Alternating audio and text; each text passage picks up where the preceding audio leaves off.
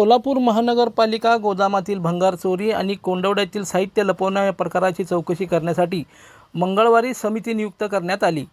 त्याचा अहवाल आल्यानंतर दोषीवर कारवाई करणार असल्याची माहिती सोलापूर महानगरपालिका आयुक्त डॉक्टर सचिन ओंबासे यांनी दिली। अतिक्रमण प्रतिबंधक विभागाचे अतिरिक्त विभाग प्रमुख जगन्नाथ बनसोडे यांच्याकडील जबाबदारी काढून दुसऱ्याला देण्यात येत असल्याचे त्यांनी नमूद केलं। महापालिकेच्या मालमत्ता चोरी नुकसान केल्याचा ठपका दोषीवर ठेवण्यात आला। दोन्ही प्रकरणाचा प्रस्ताव डॉक्टर ओंबासे यांच्यासमोर ठेवण्यात आला। किती दिवसापासून असे प्रकार सुरू झाले याबाबत सर्व कागदपत्र आणि रेकॉर्ड तपासा।